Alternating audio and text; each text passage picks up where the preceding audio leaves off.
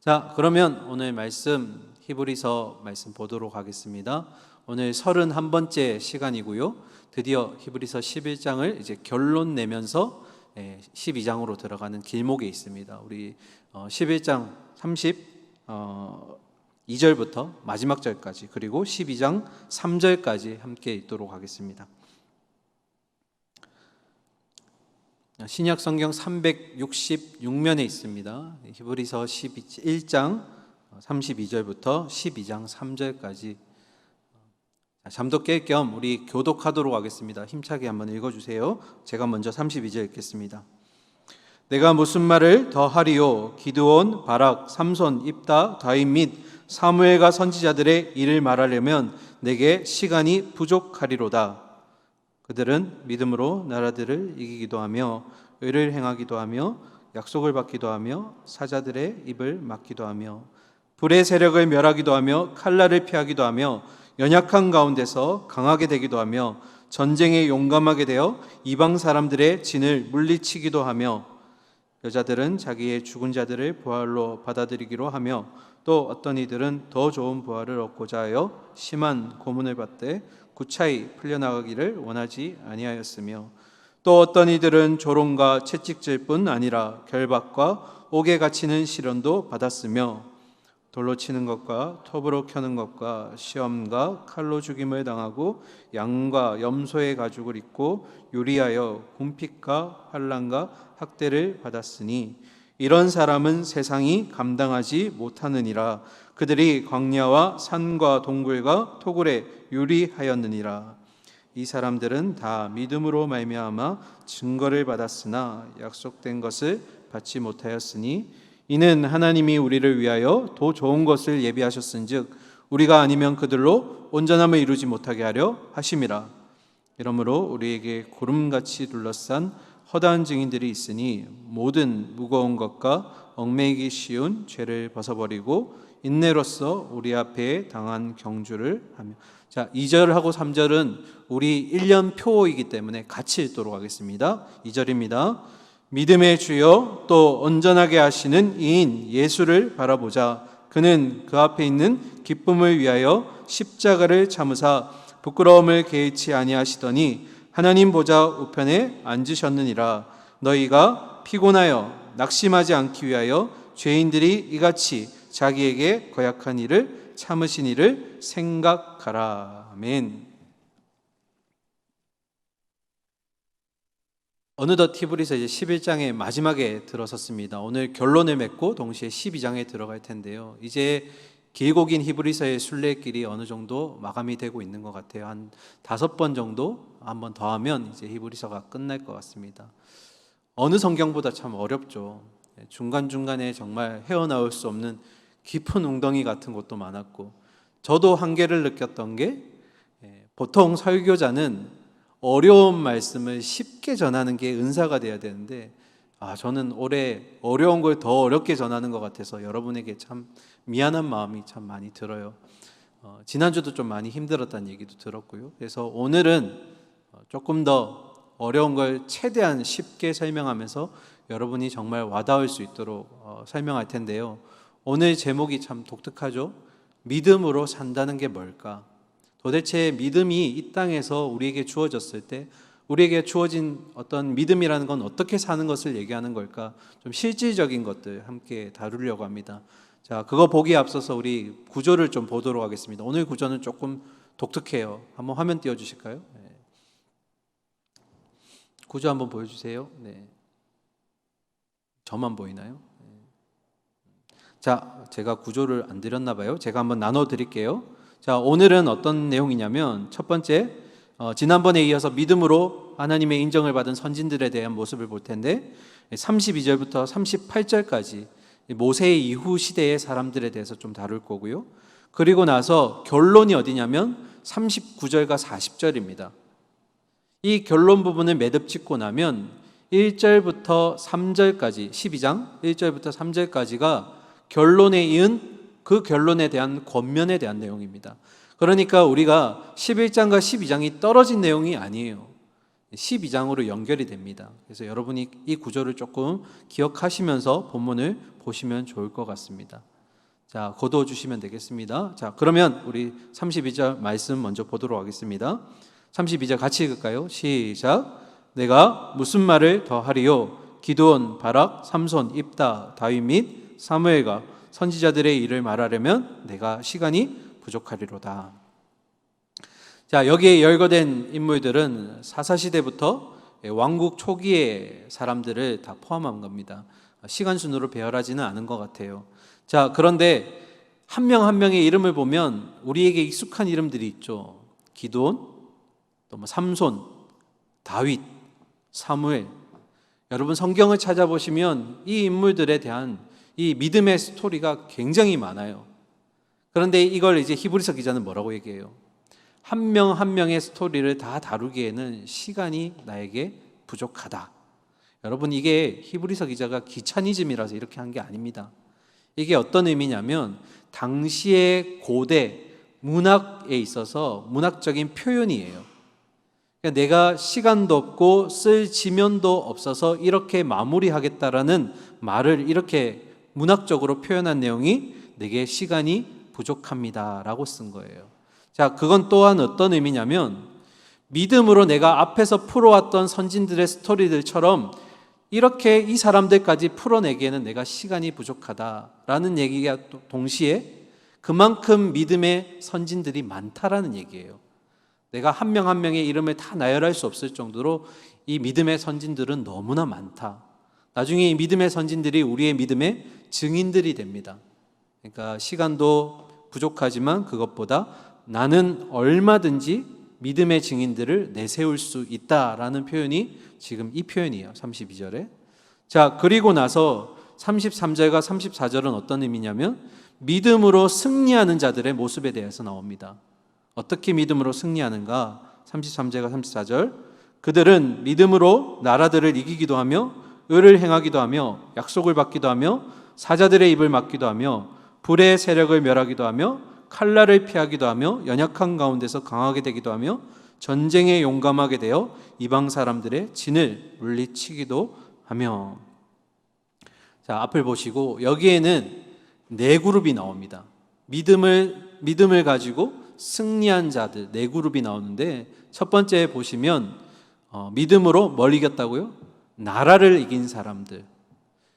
이거 이제 풀어서 얘기하면 정치적으로 군사적으로 승리를 경험한 자들을 얘기합니다.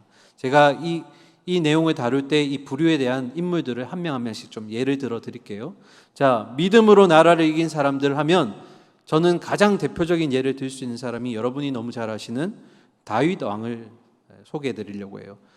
내용을 다 소개할 수는 없지만 다윗이 온 이스라엘을 통일하고 나서 그가 나라를 어떻게 다스리냐면 여기에 기록된 대로 의를 행하는 자로 나타납니다. 이 의는 두 가지겠죠. 정의와 공의를 행하는 것. 정의, 공의 이것만 해도 내용을 몇 시간에 걸쳐서 다룰 수도 있을 거예요. 하지만 여기서 요약해서 말하면 이 정의와 공의라는 것은 첫 번째로 하나님의 성품입니다. 정의의 하나님이시고 공의의 하나님이시죠. 그리고 동시에 이 정의와 공의는 나라를 다스리는 지도자들이 꼭 지니고 있어야 될 자질이기도 해요. 우리의 지도자들이 또는 목회자들이 이런 정의와 공의를 가지고 있는지 여러분이 점검해 보시면 되겠죠. 그런데 더 중요한 것은 이런 다윗이 나라의 왕으로서 지도자로서 믿음의 정의와 공의를 행하는 이 모습은 후에 이 다윗의 후손으로 오실 예수 그리스도의 모습이기도 해요. 예표가 되는 겁니다. 자, 말씀으로 제가 보여드릴게요. 예레미야 23장 5절인데요. 화면 볼까요? 읽어드릴게요. 여호와의 말씀이니라. 보라, 때가 이르리니 내가 다윗에게 한 의로운 가지를 일으킬 것이라. 그가 왕이 되어서 지혜롭게 다스리며 세상에서 뭐라고요? 정의와 공의를 행할 것이다. 그러니까 이스라엘의 왕이었던 다윗이 정의와 공의를 행하는 이 모습은 앞으로 우리에게 오실 메시아, 그 메시아의 예표가 되어준다는 거예요. 그분은 바로 정의와 공의를 행하실 하나님의 성품을 지니신 자다. 자, 그래서 첫 번째 그룹을 제가 예를 든다면 다윗을 들 수 있을 거예요. 두 번째 그룹은 사자들의 입을 막기도 했고 불의 세력을 멸하기도 하며 동시에 칼날을 피한 자들. 요건 좀 세부적으로 나눠야겠죠. 사자의 입을 막고 하면 제일 먼저 생각나는 사람 누구예요? 다니엘. 제가 요즘 우리 교회에서 별명이 본의 아니게 다니엘이라는 별명을 얻게 됐는데, 다니엘이 왕이 3번 바뀌잖아요. 근데 다니엘은 목숨을 부지하고 계속 2인자의 자리에 남아있죠. 자, 어떤 의미냐면 다니엘이 바벨론의 포로로 잡혀갑니다. 이해해서 웃는 거예요 지금? 이해하면 안 돼요. 이거 넘어가야 돼요. 넘어가세요. 다니엘이 포로의 신분임에도 불구하고 바벨론의 오늘날로 말하면 국무총리로서의 자리를 계속 유지하게 됩니다.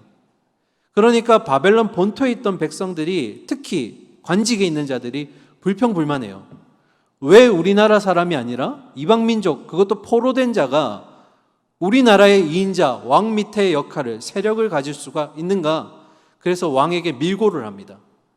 그래서 어쩔 수 없이 왕이 어떤 선택을 하냐면 다니엘을 사자들이 있는 굴에다가 집어 넣습니다. 여러분, 주일학교 나오신 분들은 이 결과를 알고 계시죠? 하지만 우리 말씀으로 한번 봅시다. 그 결과가 어땠을까? 다니엘서 6장 22절입니다. 자, 화면 보고 같이 읽을까요? 시작. 나의 하나님이 이미 그의 천사를 보내어 사자들의 입을 봉하셨으므로 사자들이 나를 상해하지 못하였으니 이는 나의 무죄함이 그 앞에 명백함이오며 또 왕이여 나는 왕에게도 해를 끼치지 아니하였나이다 하니라. 살아있어요, 죽었어요? 살아있죠. 누가 입을 봉하셨다고요? 여호와 하나님이 나를 살려주셨다. 사자들의 입을 봉하게 하셨다. 자, 이어서 두 번째, 불의 세력을 멸하며. 이 불의 세력을 멸했다라고 했을 때 떠오르는 인물들이 다니엘 근처에 있죠. 누구죠? 다니엘의 세 친구들. 히브리식 이름이 하나냐, 미사엘, 아사랴예요. 제가 왜 히브리식 이름이라고 얘기하냐면 다니엘서 1장에 보면 포로로 잡혀온 다니엘과 세 친구들이 환관장에 의해서 이름이 개명당합니다.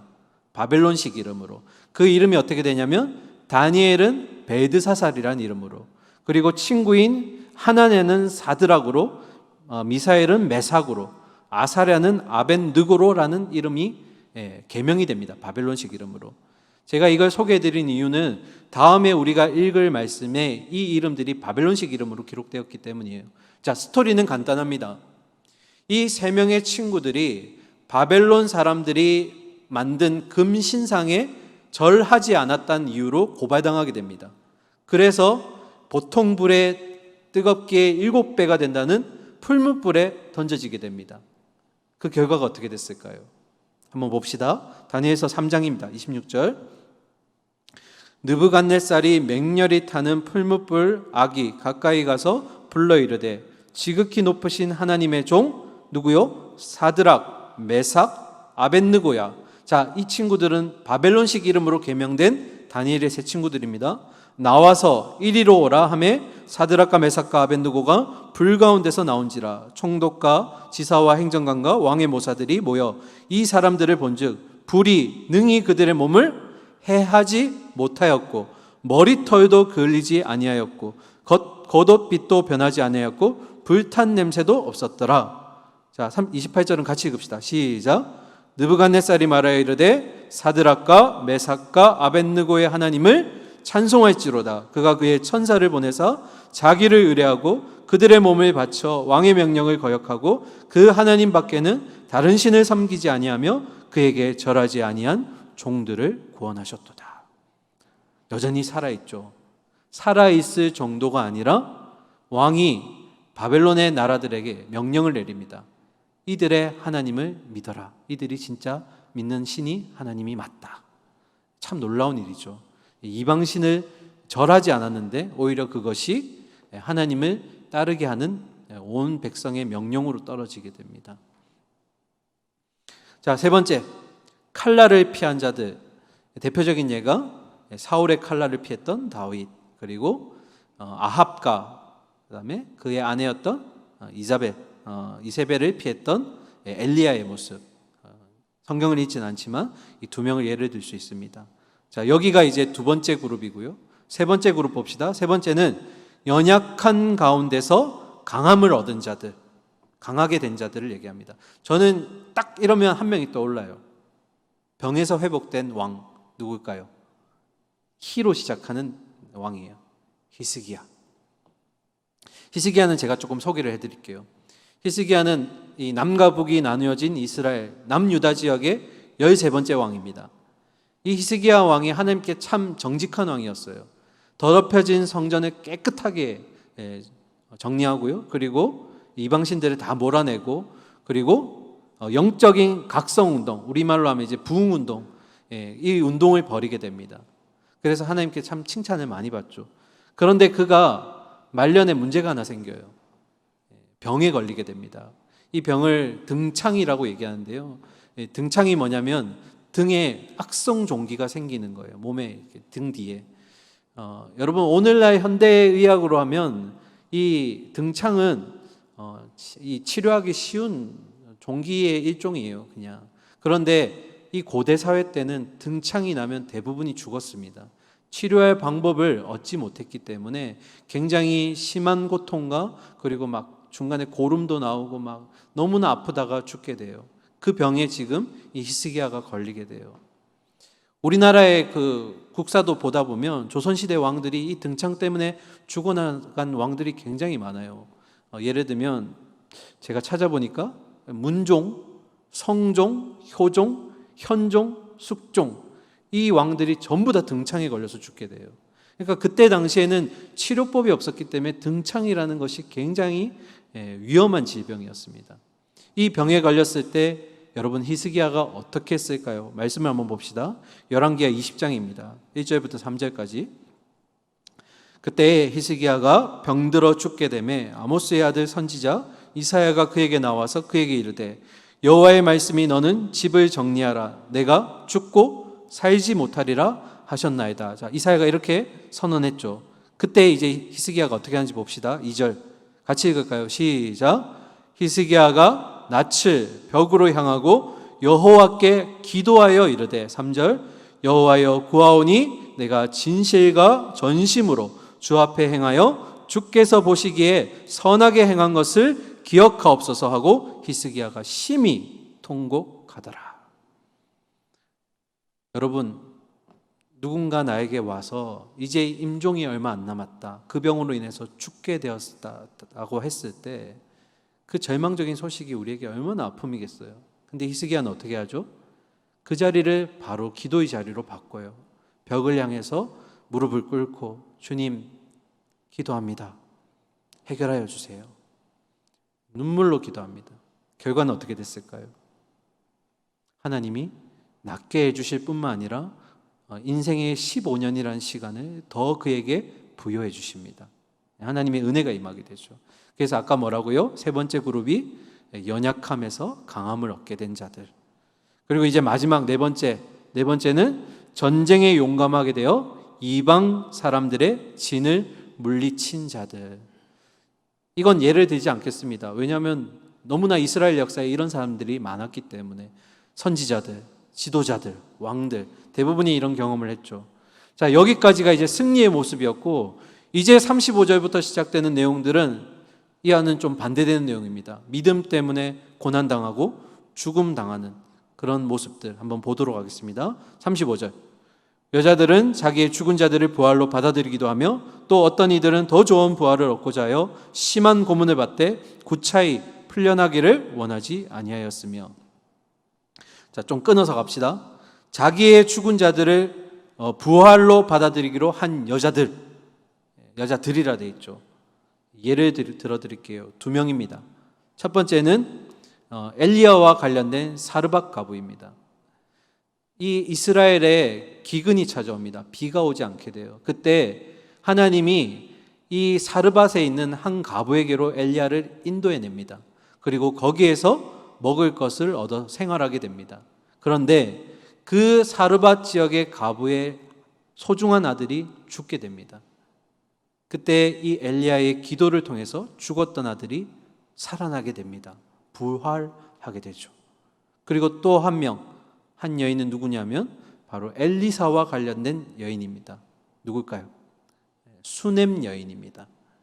이 여인 또한 엘리사를 통해서 자기의 소중한 아들을 다시 죽었다가 얻게 됩니다. 자, 그러면 여러분, 죽었다가 부활한 자들을 받아들인 여자들이라고 되어 있는데, 그 다음에 보시면 심한 고문을 받되 구차하게 풀려나기를 원하지 아니하는 자들이 있다라고 얘기해요. 이 심한 고문은 주신 믿음을 지키기 위해서 당한 고문입니다.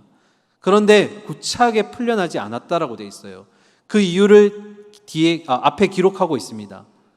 뭐라고 되어 있죠? 왜 그들이 구차하게 풀려나지 않았죠? 또 어떤 이들은 뭐 때문에요? 더 좋은 부활을 얻고자 해요. 자, 앞에 보시고. 자, 잠도 깨고. 자, 앞에 보세요. 부활이면 부활이지 더 좋은 부활은 뭐예요? 이 질문하고 넘어가야 됩니다. 여러분, 부활에 더 좋은 부활이 있어요? 여기 있네요. 그럼 이 좋은 부활은 뭐예요? 앞에 제가 예를 들어드린 두 명을 얘기하면 압니다. 어떤 내용이냐면 이 수넴 여인과 그리고 사르밧 가부의 여인에게서 얻었던 아들이 죽었다가 다시 부활하게 됐죠. 생명을 얻었죠. 그런데 이 아들들은 결국 또 육체의 죽음을 겪게 될 거예요. 그렇죠. 이 땅에서 이들은 결국 죽음을 맞이하게 될 겁니다. 그러면 뒤에 어떤 이들은 하면서 믿음 때문에 고난을 당할 때 구차하게 나갈 것, 풀려날 것을 원하지 않았다는 것. 그 이유는 더 좋은 부활을 믿었기 때문인데, 이 부활은 앞의 부활과 질적인 차이가 있는 거예요. 뭐죠? 그렇죠. 이 땅에서의 부활이 아니라 나중에 마지막에 얻게 될 영원한 생명, 영생으로 임하는 부활을 그들이 바라보았기 때문이에요. 그러니까 정리하면 이런 거예요. 더 좋은 부활은 영원한 생명을 부여받는 것이고, 이들은 이 땅에서 그 영원한 부활이 있다는 것을 알았기 때문에 이 땅에서 그 믿음 지켜내기 위해서 구차하게 그런 믿음, 여기서 이 땅의 생명을 요구하지 않았다라는 거예요.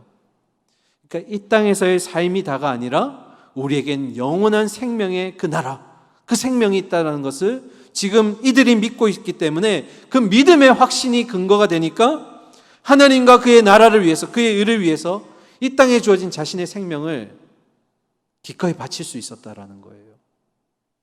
이게 그들의 믿음이었어요.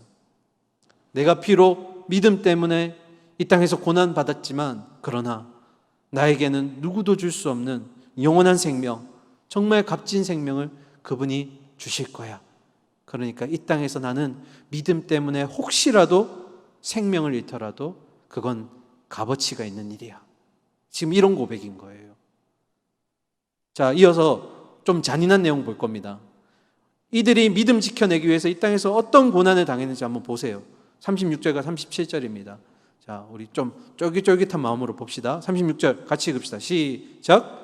또 어떤 이들은 조롱과 채찍질뿐 아니라 결박과 옥에 갇히는 시련도 받았으며 돌로 치는 것과 톱으로 켜는 것과 시험과 칼로 죽임을 당하고 양과 염소의 가죽을 입고 유리하여 궁핍과 환난과 학대를 받았으니. 자, 질문할게요.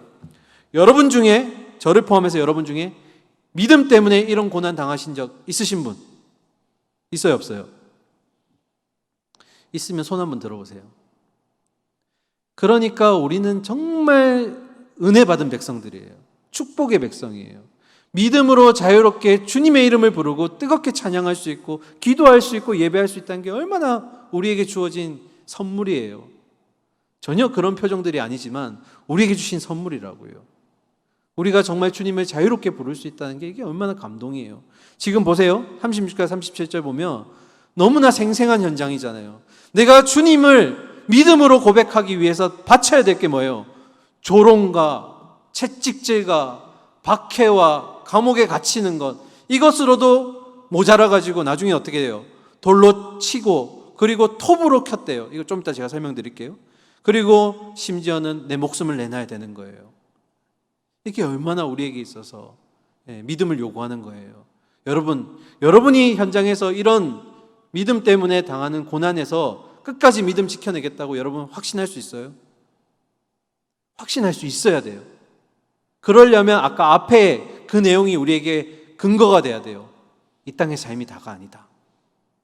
이 땅에서 내가 비록 세상 사람들이 볼 때는 개죽음같이 보일지 모르겠지만 그러나 나는 영원한 생명이 나에게 주어져 있다. 그 나라가 있다라는 거. 그게 확신이 있으면 이걸 받아들일 수 있단 말이에요. 자, 그런데 이런 고난의 모습들에 있어서 제가 놀라운 발견한 게 있어요. 놀라움을. 두 명인데요. 우리가 잘 아는 이사야 선지자 그리고 예레미야 선지자. 저는 이사야 선지자랑 예레미야 선지자가 어떻게 죽었는지 몰랐습니다. 근데 전승을 찾아봤어요. 이스라엘 전승을 찾아보니까 첫 번째 이사야는요. 전승에 따르니까 그가 활동할 때 당시의 왕이 므낫세 왕인데 정말 악한 왕입니다. 그런데 이사야가 이 므낫세 왕을 너무나 잔인한 왕이기 때문에 왕으로 인정하지 않았어요. 그러다가 쫓기게 됩니다. 그 쫓기던 중에 이사야가 어디에 숨냐면 삼나무 그 통 안에 숨게 돼요. 그런데 어떻게 죽은 줄 아세요? 37절에 보시면 톱으로 켜는 것 돼 있죠. 그 므낫세 왕이 이 톱으로 삼나무를 반으로 잘라버립니다. 이사야가 반동강이 나서 죽어요. 이게 그의 마지막 결론입니다. 예레미야는 어떻게 죽었을까요? 예레미야는 애굽에 가서 하나님의 말씀을 선포하다가 거기에 있었던 자기의 동족들이 불편함을 느껴서 돌로 던져서 돌에 맞아 죽게 됩니다. 얼마나 안타까운 일이에요. 이 시대를 초월하면서 하나님의 진리를 전했던 우리에겐 너무나 이름만으로도 위대한 선지자들인데 그들의 말년이 어떻게 된 거예요? 세상 사람들이 볼 때는 너무나 이게 초라한 죽음인 거예요. 그럼 왜 이들이 이렇게까지 하면서 죽어나갔을까? 뭐라고요? 더 좋은 부활이 있다는 것을 그들이 확신했기 때문에. 이게 우리의 고백이 되어야 돼요. 자, 계속 봅시다. 오늘 제일 중요한 구절 중에 하나입니다. 38절 같이 읽읍시다. 시작. 이런 사람은 세상이 감당하지 못하느니라. 그들이 광야와 산과 동굴과 토굴에 유리하였느니라. 자, 여러분, 제가 이 구절을 해석하면서 참 많이 고민했어요. 왜냐하면 이 가로 안에 있는 이런 사람은 세상이 감당하지 못하느니라. 이건 지극히 우리나라 버전의 번역입니다. 원래 원문의 번역은 어떻게 되냐면 세상은 그들에게 합당하지 않았다가 정확한 번역이에요. 다시요. 이런 사람은 세상이 감당하지 못한다라는 것은 정확하게 원문을 해석하면 세상은 그들에게 합당하지 않았다예요. 그러면 자, 화면 보시면서 제가 설명드릴게요. 이런 사람은 어떤 사람이에요? 아까 제가 말씀드렸던 그런 사람이에요. 믿음 때문에 주신 믿음 지키기 위해서 온갖 고난과 핍박과 환난으로 이 땅의 삶을 살았던 자들이에요. 그리고 심지어는 그 양과 소의 가죽을 입고 자기의 처소도 없이 떠돌아다니는 자들이었어요. 이런 사람들을 뭐라고요? 보니까 이런 사람들은 세상이 그들에게 합당하지 않았다라는 거예요. 이 말을 조금 풀어서 얘기하면 뭐냐면 이런 사람들에게 죄와 사망과 어둠의 권세에 의해서 움직이고 있는 이 땅은 그들에게 어울리지 않는다라는 거예요. 자, 왜 중요하냐면 이런 말을 할 수 있는 이 평가를 한 사람이 누구냐면 사람이 아니라 하나님이 이들을 보고 평가하신 거예요. 하나님의 평가가 뭐라고요? 이렇게 믿음을 위해서 온갖 핍박과 고난과 환난을 당한 이들은 죄와 사망과 어둠의 권세 가운데 움직이는 이 땅은 그들에게 어울리지 않는다. 이게 하나님의 그들의 믿음의 평가예요. 그럼 그들에게 어울리는 그 땅은 어디예요?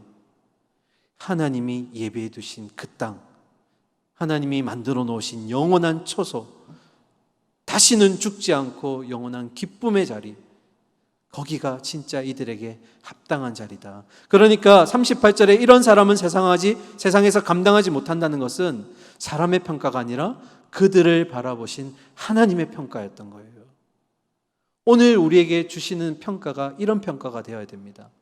너희에겐 이 땅이 어울리지 않아. 너희에게 어울릴 초소는 바로 더 나은 본향, 영원한 생명이 예비된 그곳이야.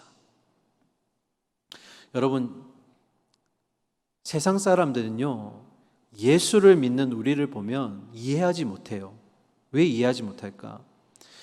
예수 때문에 고통당하고 예수 때문에 이 희생을 감내해야 되고 심지어는 재산을 몰수당하기도 하고 목숨을 내놓는 모습을 보았을 때 세상 사람들이 우리에게 뭐라고 얘기할까요? 아니, 왜 그러면 예수를 믿어? 왜 기독교를 믿는 거야? 예수 믿으면 더 나아져야지.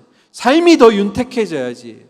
더 건강해져야 되고 더 재산도 많이 벌 수 있어야 되고 그리고 예수 믿으면 뭔가 더 나아져야 되는데 뭐가 나아지고 있어? 그럴 거면 왜 교회를 다니는 거야? 왜 예수를 믿는 거야? 이게 세상 사람들의 우리를 향한 평가예요. 근데 더 놀라운 것은 이와 관련돼서 바울이 우리에게 해주는 말씀이 있어요. 제가 이 말씀 여러분이 저도 그렇거든요. 중간중간 제 믿음에 그 마음에 어려움이 찾아올 때 이 구절을 항상 읽습니다.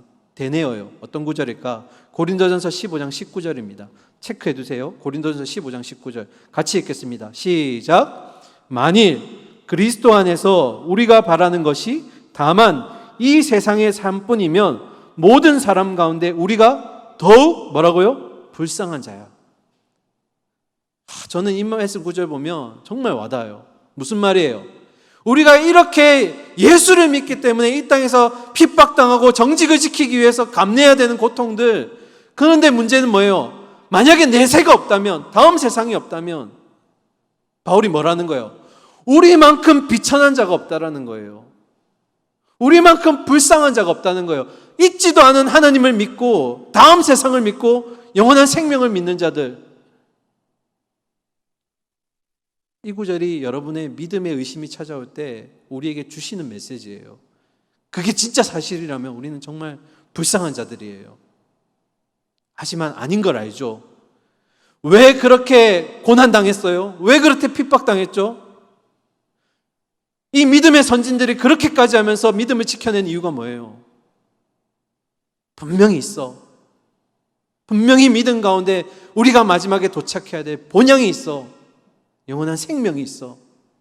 이 땅에 내가 비록 이방인의 삶, 유리하는 삶, 정말 흘러가는 삶처럼 살지 모르지만 이 땅의 삶이 다가 아니야. 영원한 본향이 있어. 이 땅에서 구걸하지 않겠다라는 거예요. 주신 믿음으로 끝까지 내가 한번 버텨내겠어. 그래서 어떻게 해요? 믿음에 따라 사는 자들이 어떻게 됐다고요? 38절 마지막에 보니까 그들이 광야와 산과 동굴과 토굴에 유리하였느니라. 어떤 의미예요? 이 땅에서 너무나 비참한 삶을 살았다는 거예요. 그러면 다시 질문, 복습하는 차원에서 왜 그들은 이 땅에서 이런 비참한 삶을 살았냐는 거죠. 왜요? 이 땅에서의 삶이 다가 아닌 것을 믿음으로 확신했기 때문에.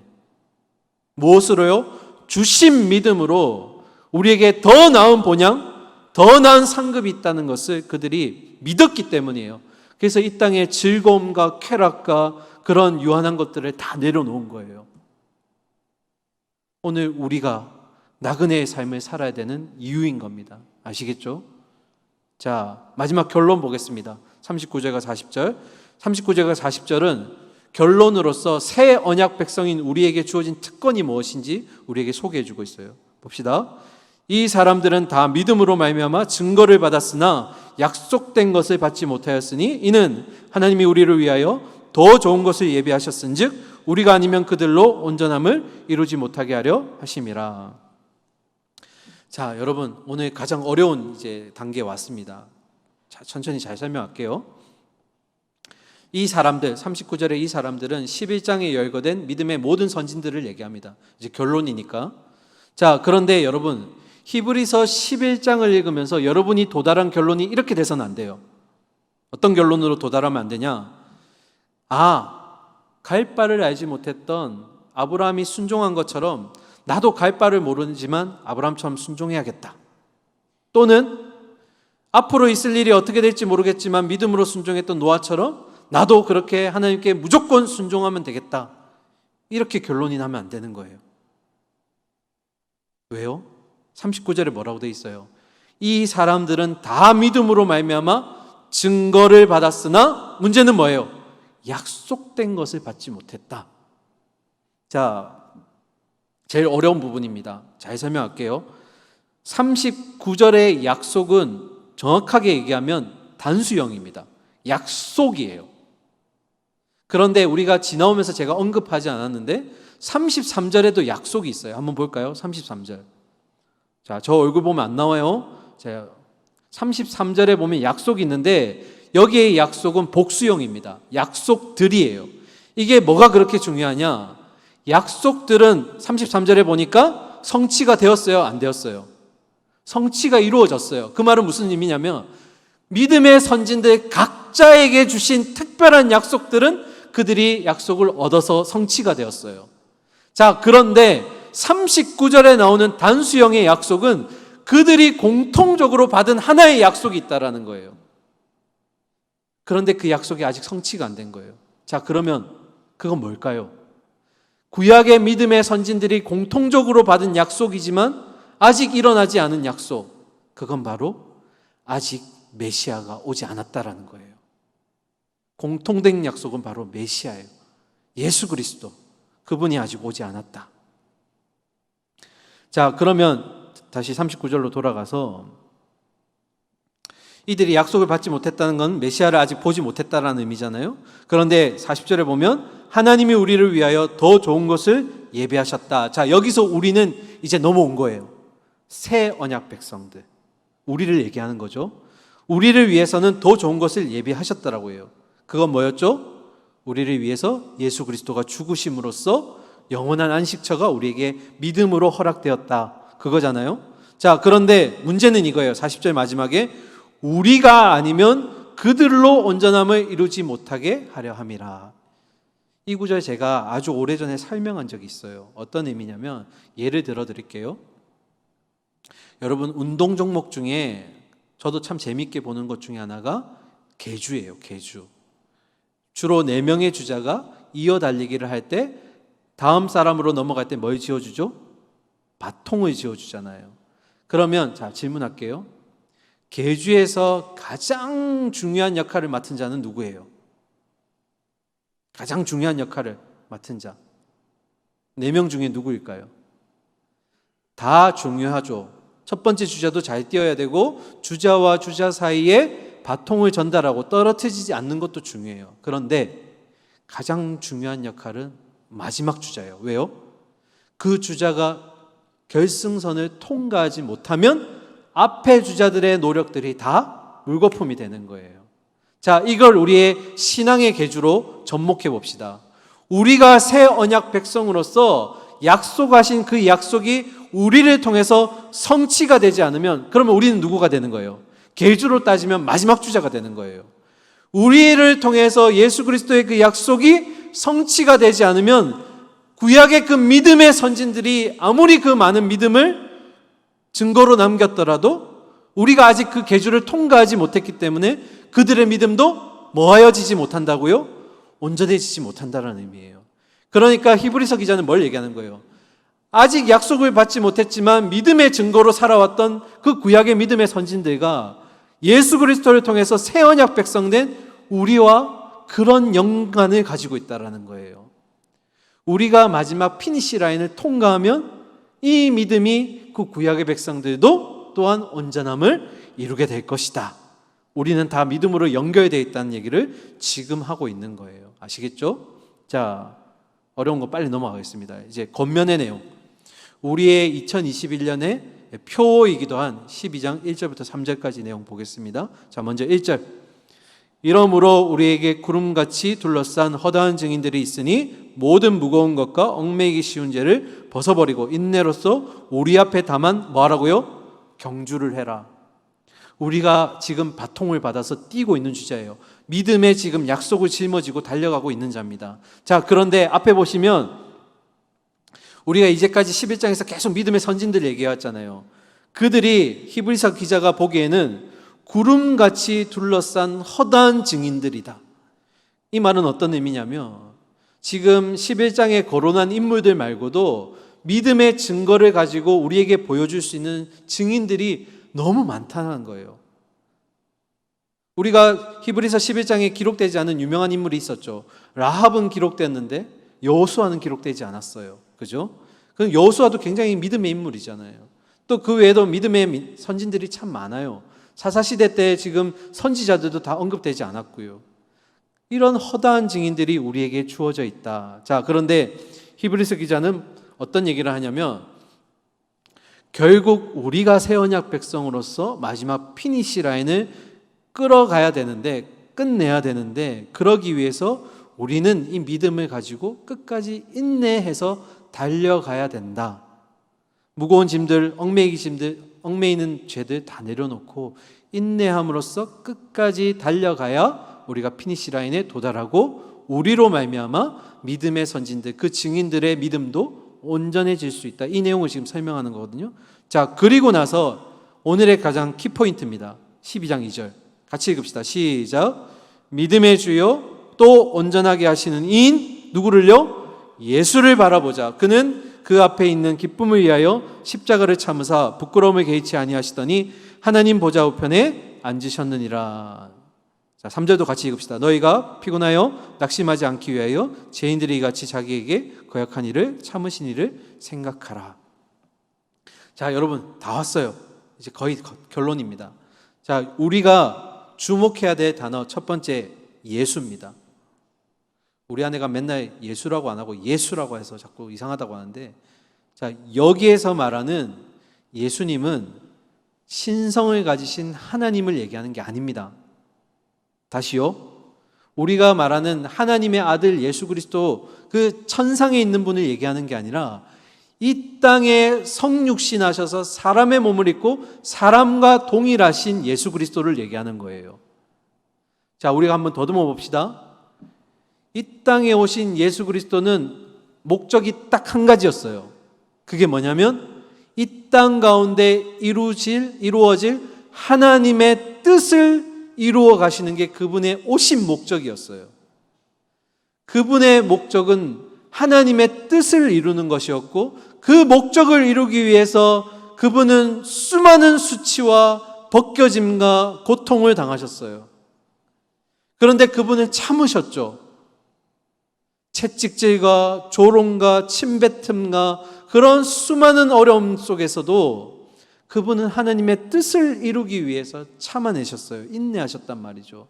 그리고 마지막에 십자가에서 죽음이라는 것으로 그 순종의 절정을 이루셨고, 그리고 우리의 모든 죄를 짊어지시고 십자가에서 죽음을 맞이하셨죠. 이게 누구의 뜻이라고요?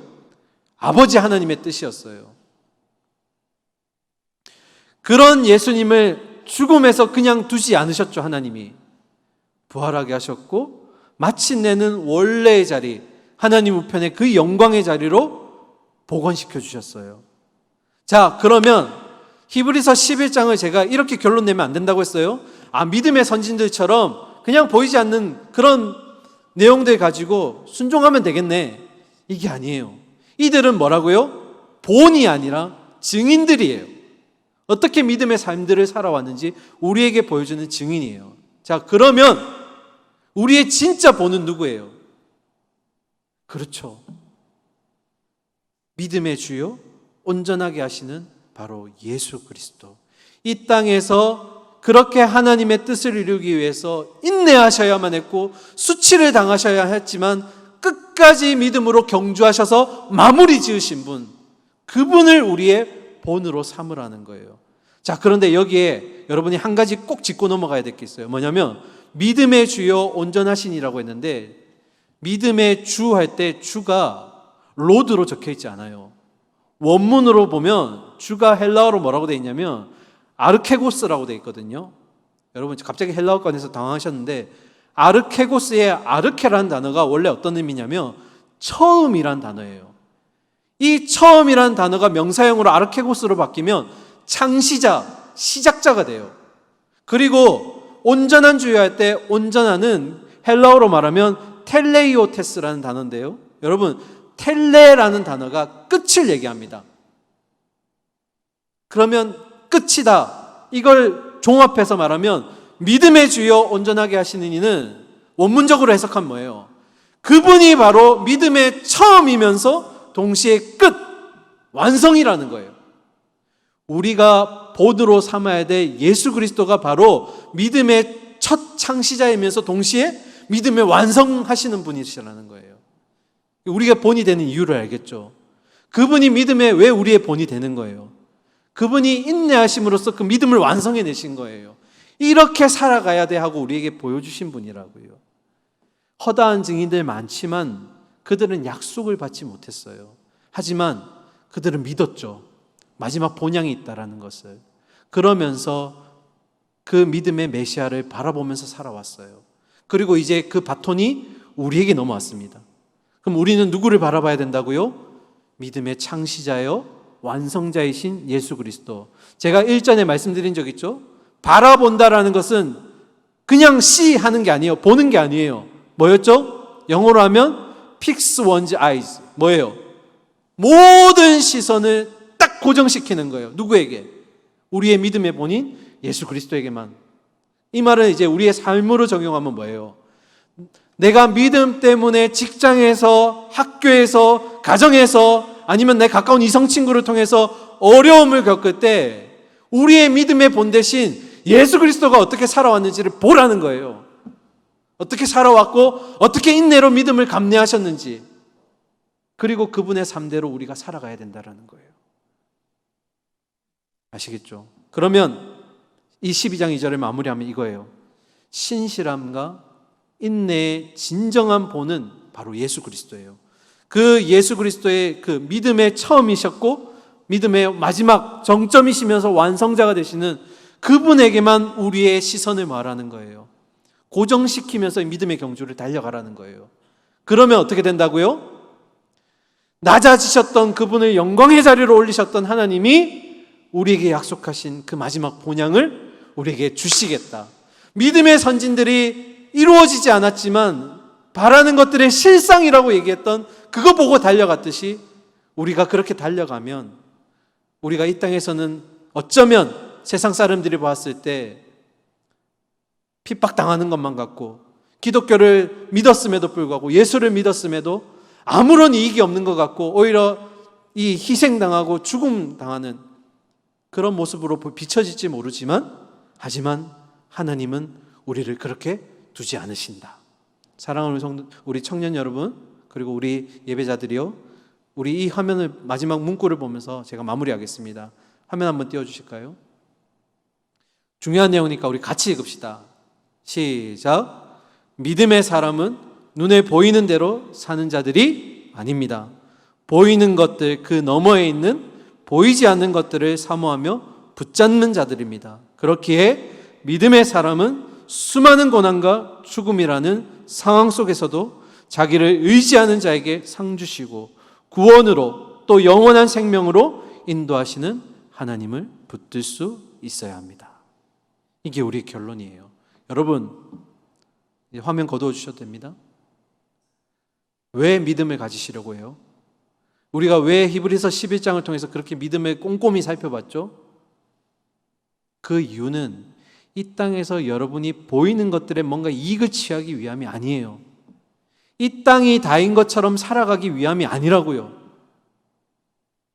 이 땅에서도 우리가 당연히 하나님을 믿음으로써 예수 그리스도를 우리의 주로 고백함으로써 얻는 평안과 유익이 있을 겁니다. 하지만 그거 플러스 이 땅에서의 삶이 다가 아닌 거예요. 그래서 바울은 뭐라고 얘기해요? 만일 이 땅에서의 삶이 다라면 우리만큼 불쌍한 자가 없다. 왜요? 우리는 내세가 있다고 믿거든요. 천국이 있다고 믿고 내 이전에 돌아간 우리의 아버지, 우리의 가족들, 우리의 선진들이 그곳에서 만날 수 있다라는 확신을 가지고 있어요. 저에게 준 첫 믿음의 증인은 우리 아버지입니다. 제 육신의 아버지예요. 제가 지금 믿음의 경주를 이렇게 열심히 하고 있는 이유 중에 하나도 저희 아버지를 이 땅에서 그렇게 짧은 시간밖에 볼 수 없었지만 천국 가면 영원히 볼 수 있다라는 그 믿음의 확신이 있기 때문에 저는 달려가고 있는 거예요. 여러분도 똑같습니다. 여러분의 가족 중에 믿음으로 순교하신 분들, 다음 세상으로 가신 분들 계실 거예요. 반드시 만날 줄 믿습니다. 우리는 그런 믿음으로 살아가는 거예요. 그런데 간혹 가다 보면 이 땅이 다인 것처럼 살아가요. 그래서 어떻게 얘기하냐면, 야, 예수가 언제 와? 안 올 거야. 예수 오는 거 신경 쓰지 말고 지금 너에게 주어진 자리에서 내가 즐길 것들을 즐겨. 세상 사람들이 이렇게 유혹한단 말이에요. 넘어가서는 안 됩니다.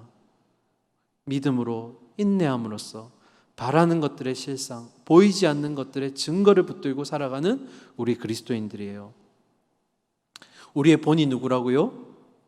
먼저 고난받으셨고, 그리고 지금 우리의 고난에 함께하고 계시고, 그리고 그 고난 후에 얻게 될 상급의 모습을 미리 보여주신 분, 그 예수 그리스도를 우리가 따라가는 거예요. 또 우리의 그 모습을 통해서 믿지 않는 백성들이 예수를 바라보게 될 겁니다. 사랑하는 청년 여러분, 히브리서 이제 11장을 마무리하면서 여러분 믿음으로 살아간다는 게 무엇인지 오늘 이 말씀을 통해서 다시금 여러분의 정의가 내려지기를 바라요. 그리고 이 정의가 여러분의 남은 인생 가운데 믿음으로 살아갈 때 큰 기둥이 되고 큰 원동력이 되기를 바라고 축원합니다. 함께 기도하겠습니다. 사랑과 공의 하나님 아버지, 열심히 달려왔습니다. 그리고 히브리서 11장에서 믿음이 무엇인지 대해서 다시 한번 우리가 하나님을 통해서 깨달음을 얻게 됩니다. 주님, 바라옵기는 이 믿음이 우리의 결단으로 끝나는 것이 아니라 우리의 삶의 자리에서 순종의 모습으로, 결단의 모습으로, 지켜내기 위한 인내의 모습으로 나타날 수 있도록 우리 지체들을 붙들어 주시옵소서. 때로는 믿음 때문에 용기를 내게 하시고 희생도 감내하게 하시고 세상과 타협하지 않을 수 있는 그런 하나님, 우리의 지혜도 허락하여 주시기를 소망합니다. 하나님, 세상과 구별된 자로서 살아가게 하시고 또 그 가운데서 주님이 주시는 평안을 누리게 하시며 이 땅의 삶이 다가 아니라 주님 주신 영원한 세계, 저 천국이 있다는 것을 바라보며 본향을 바라보고 살아가는 우리 나그네의 삶을 우리가 끝까지 인내하면서 예수의 그 본을 따라서 살아갈 수 있도록 함께하여 주시옵소서. 살아계신 예수 그리스도의 이름으로 기도드립니다. 아멘.